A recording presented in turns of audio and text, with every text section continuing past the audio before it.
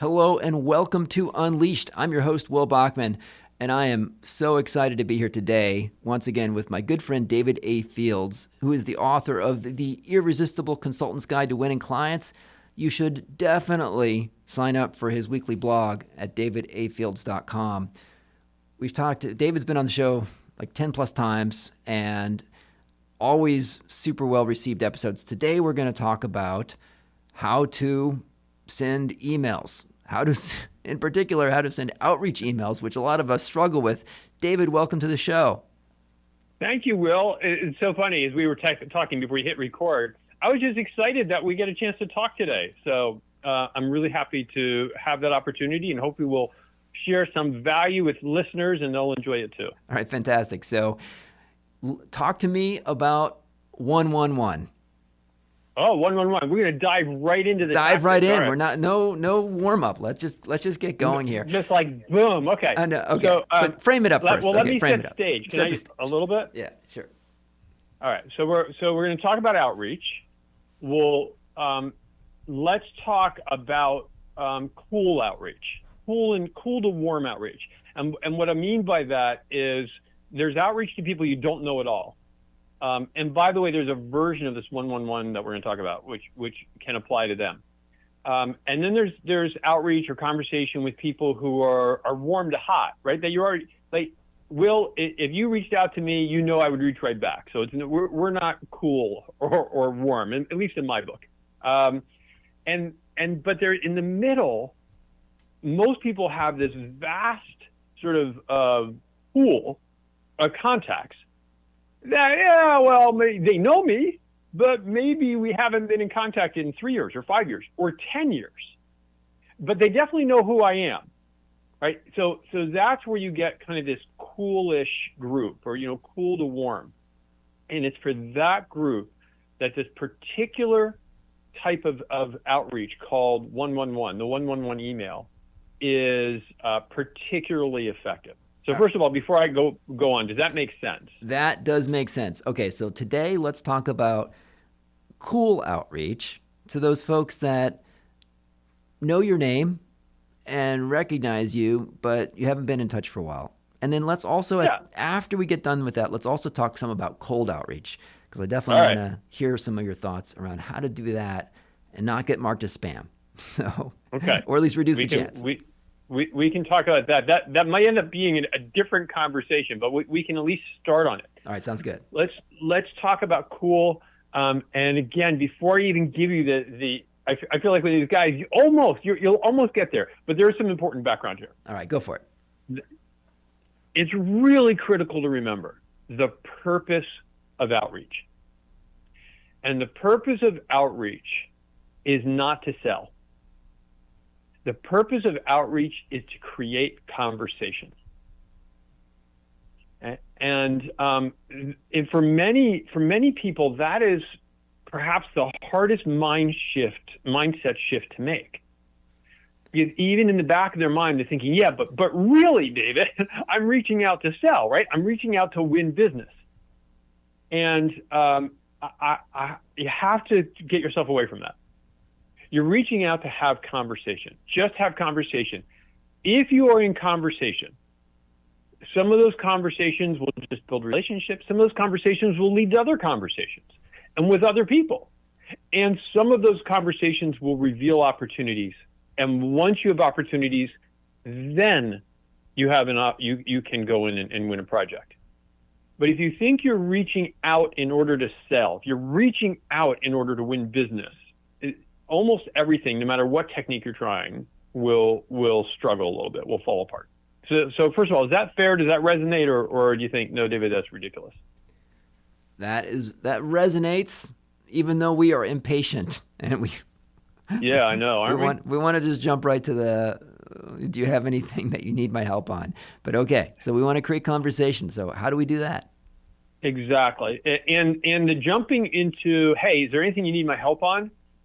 With cool or warm, sort of that coolish contacts, that's actually a really good way to ruin a relationship. Imagine if we hadn't talked in a long time and I said, in like a really long time, you know who I am, and I'm like, hey, Will, do you need my help with anything? Don't you need to buy something from me? I would have, in a moment of thoughtlessness, converted our relationship from something that has the promise to be warm and trusting and a bond to something that feels very transactional. Okay, so again, it's really important to not be transactional. Okay, so that said, you wanted to jump right into a 111. Okay, the 111 email is just a very particular construct.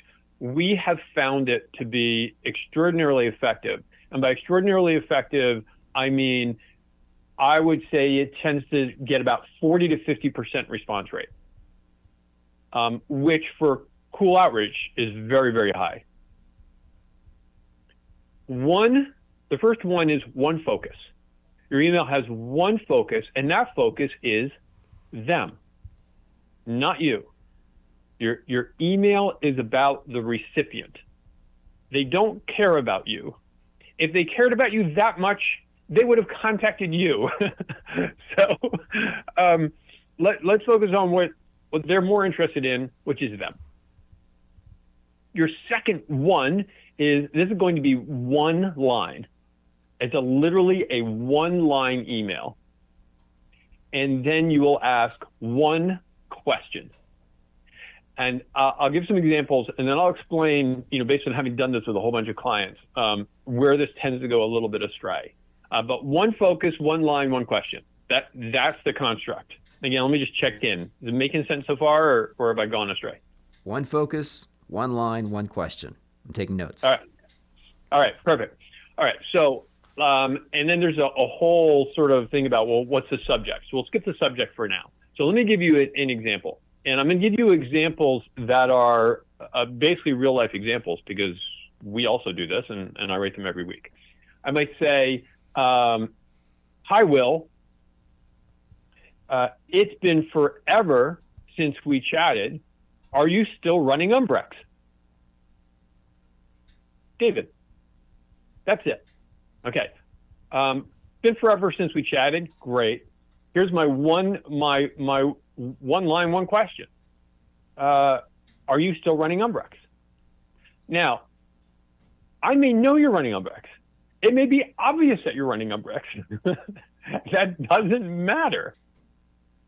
My question is about you. It's clearly personalized, right? And in a world where people are just sending spam and obvious spam, a clearly personalized message does break through. And the question I've asked you is extraordinarily easy for you to answer. It's a yes or no question. So here would be examples of questions, or I'll give you some examples of where this goes astray. Hey, Will, it's been a long time since we've talked. I've been building out our consulting firm and adding principals, and we're doing really well. Okay, already I've lost this. It's not about you. And it's not one line. Here's another one. Hi, Will. Been forever since we talked. Are you still running Umbrex? How's it going there? Okay, now I did two questions, and my second one, how's it going? That's way too hard to answer. That would take you thought. Unless you're going to go going great, it's just too hard. I want to give you a yes, no. Are you still at Umbrex? Are you still in New York City? Have you taken one of your exotic trips lately? That's kind of on the edge of too hard to answer. I think that's still pretty easy to answer. And that one's nice and personalized, because I know you take great trips. And you'll probably want to answer. So that's kind of what a 111 email looks like. There was someone who's on my cool list, and I wrote and said, hi, we'll just pretend he was Will. Hi, Will, been forever since we talked. My vague recollection is that you were working in venture capital for a bit, but maybe I'm wrong. Are you finally retired? David. It's about him. You're working in venture capital. Isn't that right? Are you retired? Now, he wrote back, somewhat indignant. I said, I'm not retired. I run this firm now. And there we go.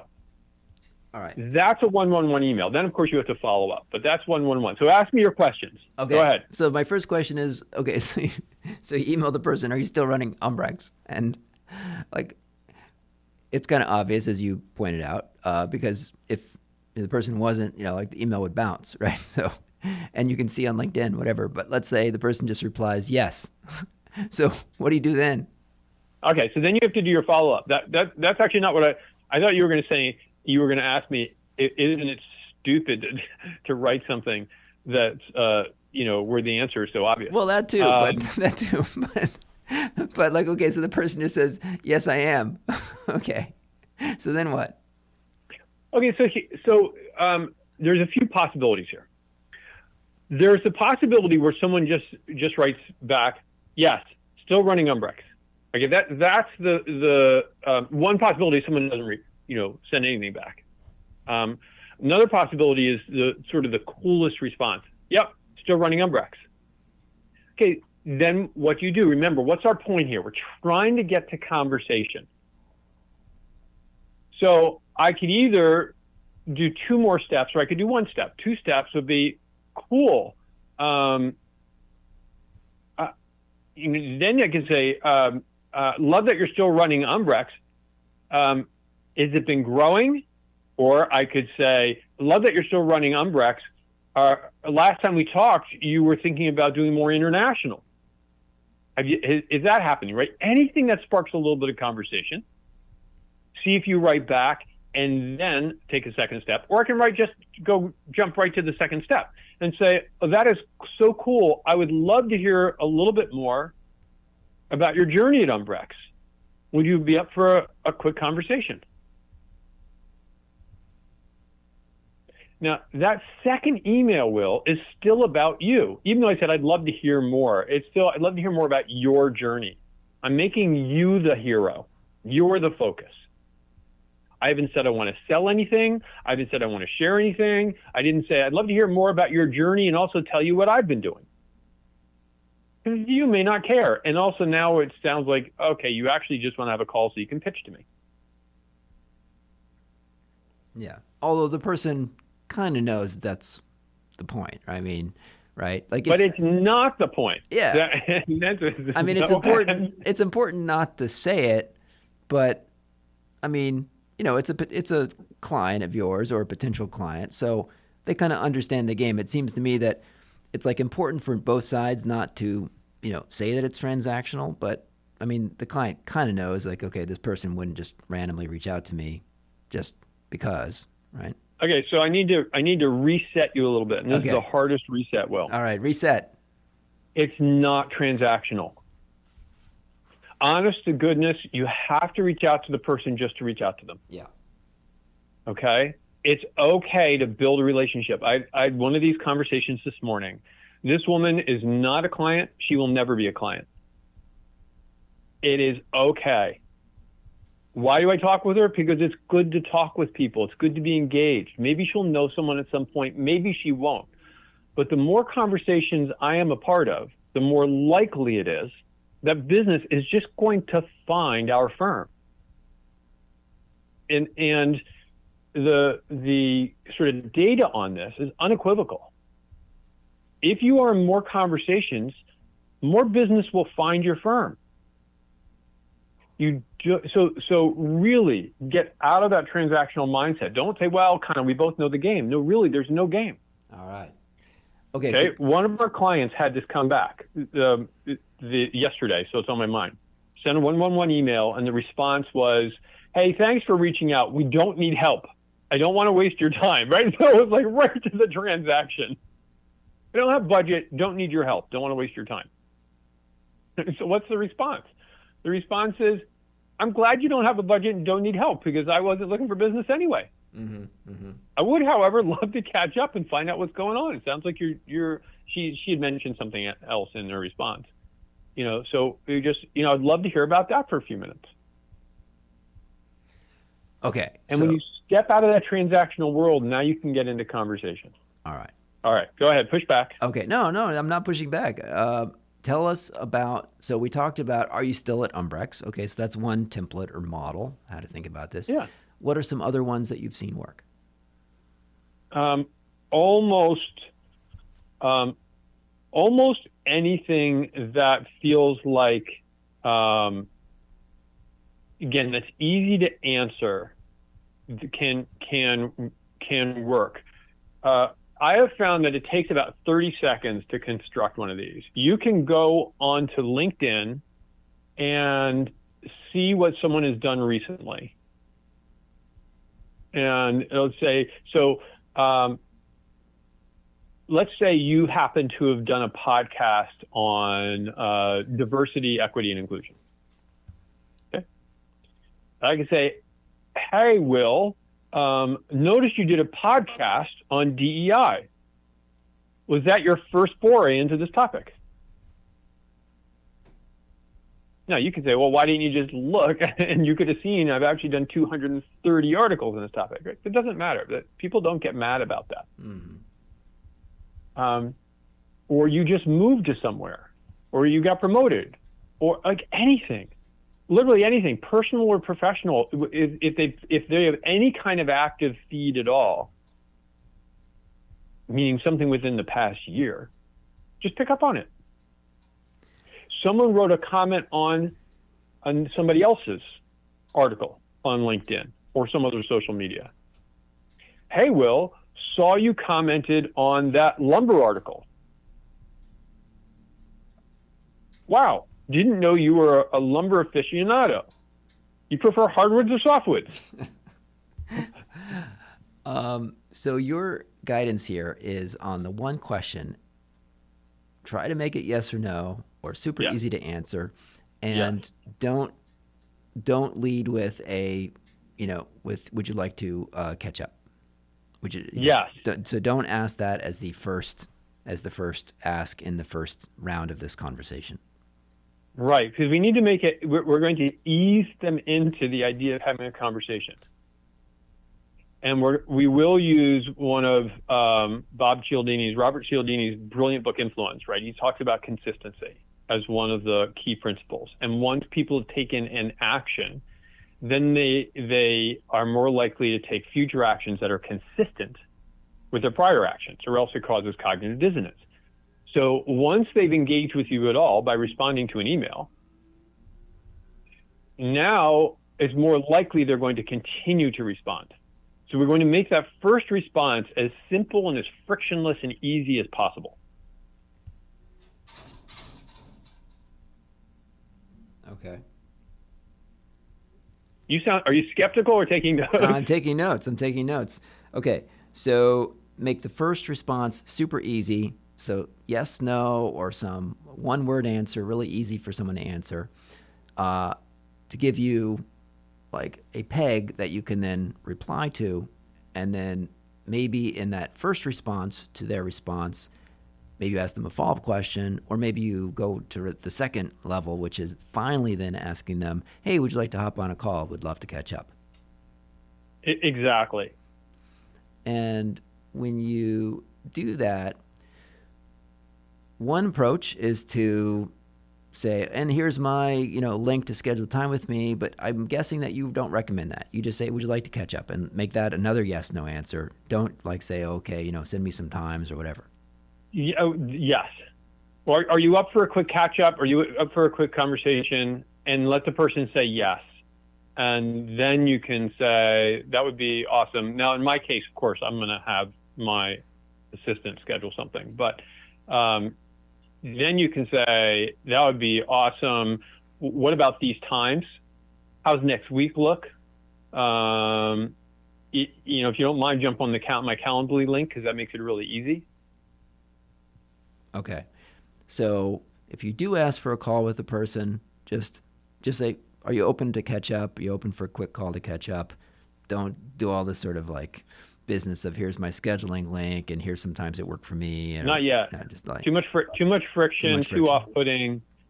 Yeah. Okay. Not yet. All right. give us a little bit more on that. Let's say they've responded. I'd love to hear a little bit more coaching and guidance here on the interaction. Like, so these kind of email conversations, some typical good responses. And one question actually I'll have is, what do you think about asking the person to say, like, I'd love to hear what's on your agenda for this year, or is that too salesy? Like, what are some kind of good ways to indicate that you're interested in hearing what's going on in the person's life without making it seem that you're very focused on, okay, what projects are you doing right now that you might need my help? Is this once you're in conversation, or is it on the email? On the email. So in the email, I don't want to get into any of that. On the email, I have a single goal. Get you on the phone with me, or get you into a Zoom call with me. Email is very thin. You can perhaps maintain relationships in email. Same thing with LinkedIn, by the way, or any kind of messaging app or WhatsApp, and they're great in many, many ways. However, they are undeniably thin media. There's no body language. You can't hear passion. You can't. Laughter consists of emojis and LOLs, right? And probably all sorts of listeners will correct me where I'm wrong on this, but that's my sense. So we want to get people to rich media, where we can create this human connection. Okay, cool. Clients are humans, right? So we have to. So my entire goal is not to get into conversation on email. It's to get you into conversation, voice to voice, face to face, if possible. All right. We are both such boomers, David. My kids would be like, I have never been on a phone call in my life, right? But I'm with you. I like phone calls too. So, okay, now let's move beyond the cool, and let's talk about the coolest of the cool, which is someone that you... Hold on. I want to back up a little bit, just a moment. Because I get the boomer thing, and we have clients now who live on Discord and all of that. And there's lots of text back and forth. However, it's even with that generation, if you're doing any kind of advisory work, not tech implementation work, it's unlikely you're going to win a six-figure project purely through a text-based relationship. At some point, there's going to be a connection in a richer medium. Oh, I agree with you 100%. I'm totally on board with that. Like I like a live conversation. That's why I do a podcast. But I was just saying about my kids. My kids, well, I'll tell them, just call your friend. Oh, no, I can't do that. But I'm with you. Yeah, but they say that. But then they're on Discord each other, and they end up chatting. So it's not a phone, but there is voice to voice. Yeah. Right? Or they're on some other app, and they get past just the text basis. And there may be other filters and things in the way, but that's a whole nother matter. All right. Actually, before we move on, just give us a little bit more of the examples around the email exchanges of how to try to graduate those and mature those to, asking for a phone call. Just some additional examples of how those interactions might go. Okay. So, and again, I told you like the really cool one, and I didn't follow the rest of that spectrum, so I apologize. Well, because the hardest part of the spectrum is they don't reply at all. Maybe that's the easiest part because you don't have to do anything. And then there's a really cool response. Yes, I'm still at Umbrex. Right. That's maybe actually the most difficult because now there's a little bit of dentistry, a little bit of pulling teeth to try and engage in conversation. A more typical response is actually a little bit deeper than that. It tends to be, yeah, I'm still at Umbrex. Things are going well. How are things going with you? Because reciprocity is another one of those principles that tends to be true. Yeah, I'm still here, still working really hard. The pandemic made things interesting for a while, or whatever it is. At that point, you engage. Oh, wow, Will, I'm glad you're still there. And the pandemic certainly shifted things for everyone. It would be great to catch up. Are you up for a few minute conversation? And then for me, I'm probably going to say, I'll copy my assistant. and say, I'm going to ask my assistant to reach out and find a time for us. Now, that would be on the warmer end. If there's someone it feels clear to me that they're open to a conversation. Mm-hmm. Or I might just say, are you open to a quick conversation to catch up? And then let them send that yes. Yeah, that would be great. What about tomorrow? I'm like, I don't know if tomorrow's going to work. But, let me have my assistant reach out and we'll figure something out. Does that make sense, or was I all over the place? No, that's good. So we talked about, are you still at Umbrex? We said, other kind of subject lines or approaches that you have found work. Well, like I said, as long as you connect to something they're doing, something in their world, and make that subject line something that connects to them, it will work. It's funny you're asking me to do this on the fly. It would be easier if we were doing this visually and you gave me a bunch of contacts. We could create these on the fly, which is what we do with a bunch of clients. Yeah. Right. Where they're learning how to do this. We'll say, okay, you give me 5 contacts. In a matter of 5 minutes, we'll write 5 111 emails. It's actually very, very easy. If you have a person, and as long as they exist on LinkedIn, it's super easy. If they don't, exist on LinkedIn, then you're going to say, hey, Will, are you still in New York City? Do you still have kids? Probably wouldn't ask that one. Yeah, right.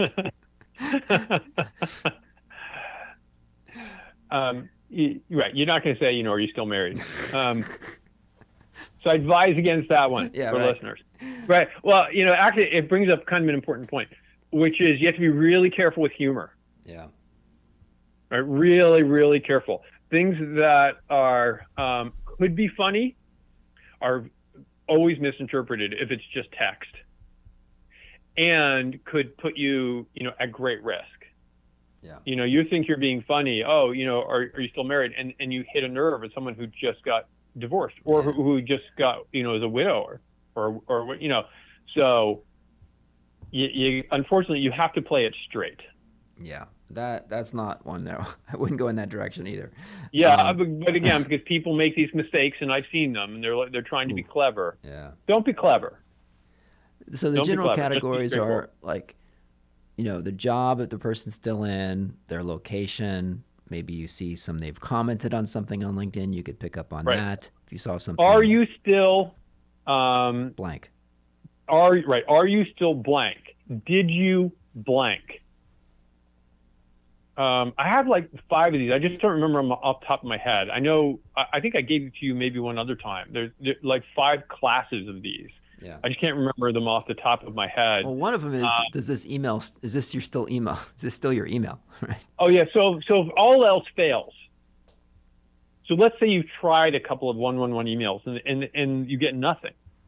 Then you can use, does this email address still work? And I would say about a third-ish of the time where you've had no response from anything else, you'll still get a response from that. And often the response is, yes, it still works, David. I am so sorry I didn't respond to your earlier email. It's just been crazy busy. Right? They're all apologetic. What's the right frequency to send these out? And I suppose you need to have a CRM system so that you're tracking it and you're keeping track of, okay, I did this 2 months ago, 3 months ago, whatever. So what's the right frequency? Right.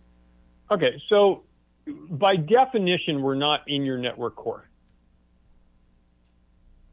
right? Because, or we're at the outer fringes of your network core, because these are probably B2C relationships. And so the frequency can be a little lighter, whereas your network core, ideally, quarterly, you're having some sort of touch. These, you might make it every 6 months. You might even try once a year, but I think 6 months is a nicer cadence. And if you have tried, someone every 6 months, or maybe 6 months, or you try it once, you wait 4 months, and another 5 months, and they're still not responding, and you send them does this email work, and they still don't respond, Then you put them on what we affectionately call internally at my firm, the 2099 list. Meaning we will email you again in 2099 if I'm still alive then. That's planning for the future. Exactly. I may not be around, but our CRM is going to spit out one hell of a list of people to contact in 2099. All right. Okay. Let's dial the temperature down a little bit. Not all the way to cold, freezing, but cooler. So yeah. What about someone that you've connected with on LinkedIn at some point, but they're not even cool? Like you don't even really know them, but somehow you connected with them, but they look like someone that would be interesting to speak with. How do you approach that person? Let's say that they're, for our audience, let's say it's a VP of strategy at a Fortune 1000 firm. And how would you approach that? Okay, so that there are a few ways at cold. True. Well, you said so. You gave me two slightly different scenarios. So let me make sure I understand what you're talking about. Is it cold or not? Is it a VP of a Fortune 500 whom you don't know, or is it? Now this is. Let's say that this is. It's not freezing it's not like some of you haven't even ever. So somehow, people send connections. Who knows? Maybe you send it to the person. Let's say in 2018 you connected with the person on LinkedIn, but you've never spoken with them, right? So, and you don't even remember like who sent the connection to who. So somehow 3 or 4 years ago, maybe they're an alum of your firm. So maybe you both were at Deloitte or McKinsey or Bain or whatever. Somehow you connected, they saw you as one of the recommended people and they clicked or you clicked, whatever. So you don't even remember how, but 3 or 4 years ago you connected on LinkedIn, but you've never spoke with them and they don't know you, you don't know them. Okay, that's going to be, well, if you have some sort of affiliation, that is going to make it a little bit easier because then you can, refer back to that. We could even say, I could say, hi, Will. It appears that you were also at HBS, but these databases are often wrong. Were you there? Right. So again, I'm just going to create a really easy connection point that's personalized and that you can get back to. So if there's and that's one way at it is going like that really simple one-on-one reference a point of contact. I'll give you a couple of other approaches, and these approaches work for cold. I'm not a huge fan of cold. I will also let you know that every year or so we test some sort of campaign, whatever people are promoting in the moment, so that we can try things out and see if they work for consulting firms. And we're doing another one this year with whatever you get in your inbox, like 20 of these kinds of folks saying we can deliver leads for you in this manner or that manner. We constantly test these groups out to see whether it actually works. And so I'll let you know. So far, most of these don't work, but if one ever works, I'll let you know. There are a couple of other ways. One would be the Ben Franklin approach, which is the asking for help on something. Will, saw you are leading what I might incorrectly refer to as a staffing firm. I have a really quick question about how firms like yours work. Would you be open to a quick conversation? Or I'm writing an article about this, and I think your point of view would be particularly valued by my readers. Would you be willing to be interviewed for 5 to 10 minutes? Or anything, right? At base, the Ben Franklin approach is asking for help. I could ask you for a podcast. I can ask you just for help on an idea, anything like that. It's moderately effective. Almost nothing's effective with cold, but that's that's moderately effective. And again, I'm just trying to get you into conversation. Now, for everyone listening, I can't reinforce enough. This is not about selling. You cannot bait and switch. It's about creating a relationship. You can, if the right opportunity arises, you can use the turn or some variation on the turn to give yourself a chance to have a conversation about a potential project. But you don't go in with that. You go in just focusing on the relationship. Create that relationship, create conversation. So asking for help from a cold lead is one, and particularly if you can reference an affinity, like, hey, we were both at Harvard Business School, we were both at, McKinsey or KPMG, whatever. Yeah. Right. I saw a picture of you. I know we're both vertically challenged. How do you sell to tall people? Yeah. Whatever it is. Again, don't use humor though. That won't work. So I'm playing with you on the podcast, but don't. For listeners, don't do that. Yeah. Another way that works is the aggressive reframe. So an aggressive reframe takes this form. Will most, let's see, how do we want to characterize you? Most entrepreneurs think X, think something, whatever it is. Most entrepreneurs think that they have to be capitalized in order to grow their business. In fact, lack of capitalization is what you need. Here's why. We can help by taking all your money so you'll be less capitalized. So an aggressive reframe is most people think X, in fact, Y is true. We can help. That sounds much more like a selling approach. That is a much more direct selling approach. Yeah. So what we have found is when you're truly going to do cold, if you're going to go for cold, you can either try to create relationships or you can do what has been proven to work. You can do flat out, ugly, cold, selling. Because the disadvantage of that is it's not right side up. It's not about them. It won't create a relationship. But on the other hand, if I hit you at the right time with the right message, or even with the wrong time, but with a message that's sticky, it can work. And so as much as I'm all about relationships, I'm also extremely pragmatic. And the fact is an aggressive reframe can work. We've seen it lead to business. And therefore, it's something worth considering. We have also seen that salesy emails, those horrible emails you get in your inbox, can work.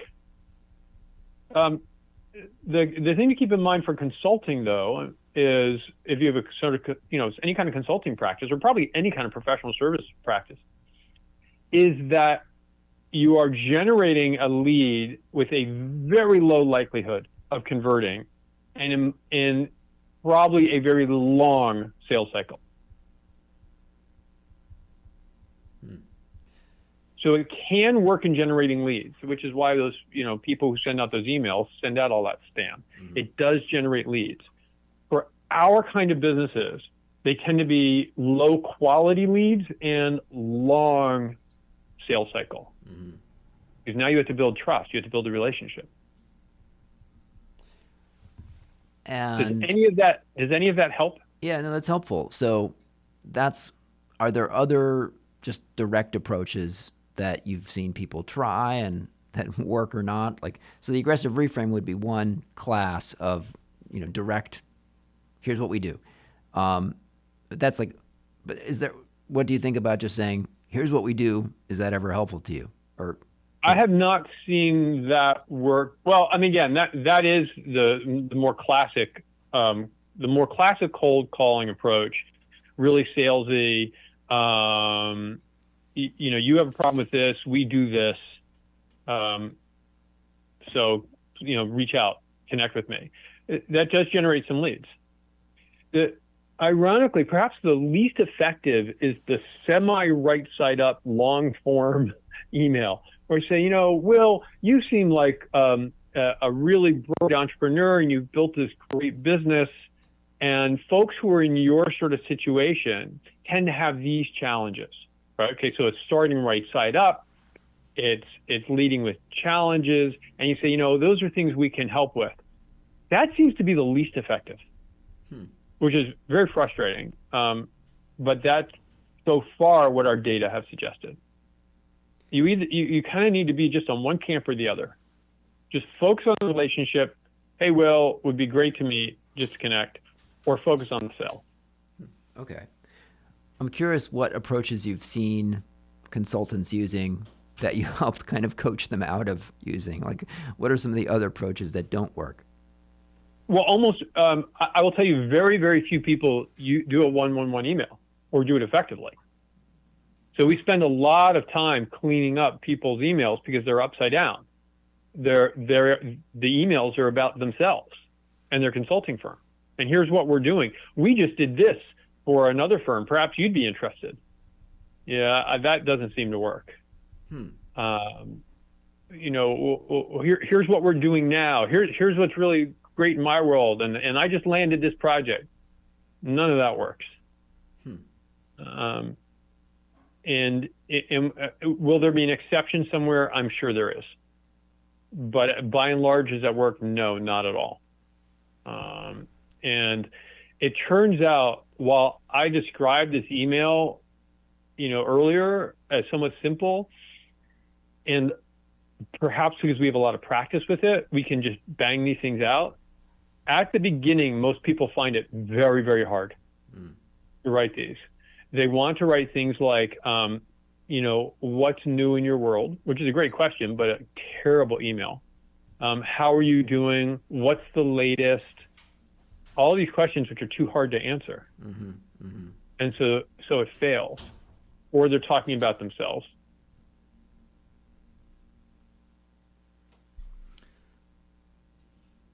So recap, it's 1-1-1 about one topic. Talk about subject lines. We didn't talk about that too much. Subject line, the short version of subject line is going to make it very clear this is personal, and just make sure it's personal. Subject can be, Will, are you still at Umbrex? Or it could just be still at Umbrex. Still in New York. It could be, we actually get really good open rates with something that's just, quick question about Umbrex. I'm surprised that one works because that one seems to be taken over by spammers. I'm almost and you might be right. I'm getting ready to put a filter. If I get quick question as a subject line, just send it right to trash.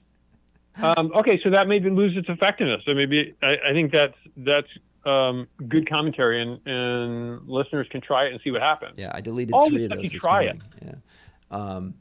So okay, because these kind of like go in waves, right? Like you come up with something and then if the spammers get a hold of it, then it just kind of loses its effectiveness and you have to evolve.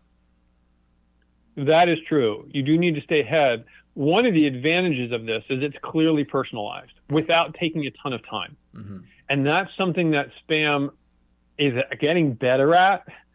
I got one on LinkedIn where someone was asking, they said, they made it like we're doing a photo shoot in your town. And they mentioned my specific where I live and thought you probably have some good restaurant recommendations. This was brilliant because it was clearly customized, right? It seems really, wow, they're mentioning my town, and it wasn't asking anything business related. It was restaurant recommendations. Now, I have other things set up in my profile that make it more apparent when someone's using an automated system. And I wrote back and said, this was brilliant. I mean, it's automated, so obviously I'm not going to do anything with you, but it was brilliant. So, yeah, spammers are getting more clever, and we can learn from them in some cases. So this is personally very helpful to me, all this guidance. I I'm probably guilty of asking right up in the first email, hey, would you like to catch up? It'd be great to catch up and hear what's new. So kind of getting your guidance on, hey, just don't even do that. That's too much, too forward, right? Well, give it a try. Here's my request of you, Will. A/B test it. All right. So send out, I don't know how many of these you do a week, but let's say you send 10 a week or 20 a week. Do 10 where you're more forward in your request for the conversation, and do 10 words to straight up 111. So you write a simple question, and then you follow up with that request, and let me know. I will do some research on that. If the person is cool enough that you have interacted in the past, but they might not recognize you, do you suggest maybe doing a reply to your email from 2018 with that person, or referencing it like, hey, you might recall that we, supported you on this thing in 2018 or something? What's your thoughts about that? If it's a relatively cool, but you have interacted at some point, they may not remember you. That's great, Will. Could you do a reply on that email? Yeah, that would be awesome. I don't know if I would reference it per se. I would just sort of let it hang there. On the other hand, let's say you did a project together 4 years ago. And shame on you, you haven't been following up. But that happens. Happens to the best of us. Then I'm going to say, Will, I cannot believe it's been 4 years since we changed the spelling of Umbrex from UMBRECKS to having an X. And then I'm going to ask a really simple question. And are you still using that design we developed? And then just so you would reply perhaps, but don't necessarily don't super reinforce it like, oh, sorry, I haven't. No need to. Yeah. Matter of fact, that will get clunky very quickly. Yeah. Okay. Let's see. We talked about cold. We talked about cool. The 111. We talked about tracking it in some kind of system and then giving yourself a reminder to follow up. Yep. And let's see. Any other wisdom you want to share here about how to do this outreach? Well, the next thing we can talk about, but probably not in this, is then what do you do once they agree to the call? Yes. Okay. Let's talk about that. Well, do you want to talk about it in this podcast, or you want to do another one? Well, yeah, we got a few minutes left in this, right? So, all right. Yes. Okay. Well, then I'll give you the short version. All right. The super short version, because there is a one-line approach that will make your follow-up call work. It happens to be the same one-line approach you use for every meeting, but that's fine. It applies really well here. So let's say we finally, I engaged you. We haven't talked in a long time. You agreed we're going to talk, and here it is. It's today, and we're going to have a conversation. I will start with just something to, just real basic personal connection, as most people would. Will, where are you today? Right? Something like that. And you say, I'm in New York, say, great. Okay, so some basic connection. And then I'm going to give you your one line. So, Will, what would make this conversation useful and helpful and valuable for you? That's it. Now, Will, you and I actually talk on a, somewhat regular basis. You can correct me if I'm wrong, but my guess is most conversations start with me asking you that. David, I have that quote printed out on my wall. I learned that from you. So yes, that's where you start. I will vouch for that. It is instantly right side up. And guess what? You're going to talk about what's most important to the person on the other side of the phone. Yeah. So that's the short version of how you make that follow-up conversation work. Start it with that one line and be present. Just be present. Before that call starts, think to yourself, why am I having this call? And you're going to say, because I want business. And then you say, okay, now I'm going to remember I'm not having this call to find business. Okay. I'm engaging in conversation. I am building relationships. All right. So I am creating value for another person. Okay. Okay. So I do have a little bit of a challenge to that then. It feels to me, and so correct me here, or coach me on this, feels to me that that question is a little bit edging into more transactional, like saying, okay, we're on the call. It feels like not just like, oh, we're just going to catch up and, share what's new, but okay, how can this be valuable to you? Like, how can I deliver you value? So, okay, so then let's soften it slightly. Yeah. Okay, because and you're absolutely right. And so in many cases, if it was someone I haven't talked to in a long time, I'd still probably do that. But there are certainly cases where what I would do, and I recommend that other people do, is say, Will, from my perspective, just catching up with you would be awesome.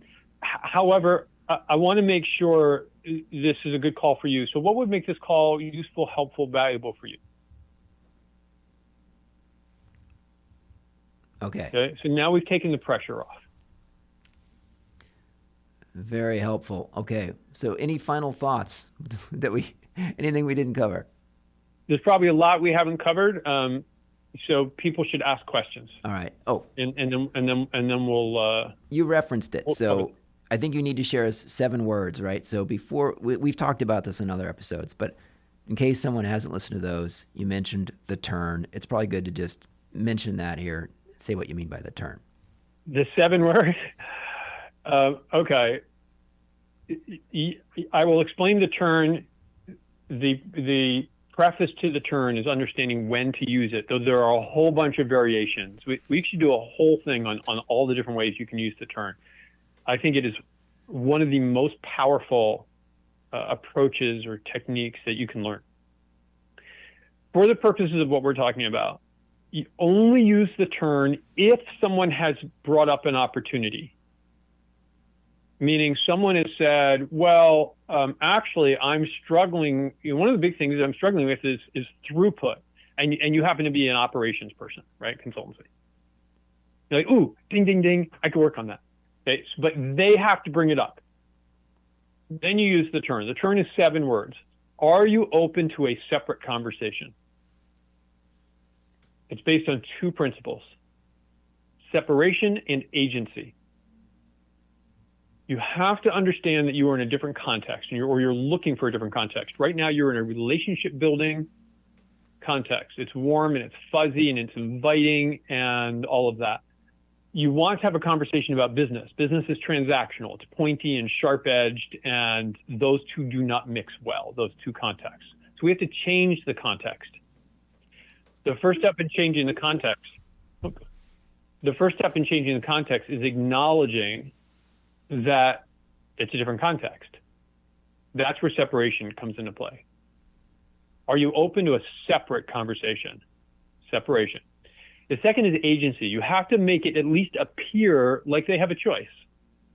You're not forcing it on them. Oh man, Will, you need that? Can I show you how we do this?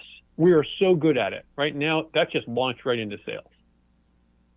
I can say, Will, that operations throughput challenge you mentioned, that's like center of the plate for us. At some point, if you'd like to chat about it, I'd love to talk about how we might be able to solve that. I'm giving you the opportunity to decide. You have agency. I'm fond of the words, are you open to? Because it implies agency, but because no one really wants to say, oh yeah, no, I'm actually a very closed person. All right.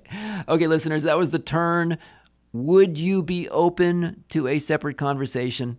Masterful. David, this was a masterclass in outreach. Thank you so much. And listeners, go to davidafields.com and sign up for David's blog.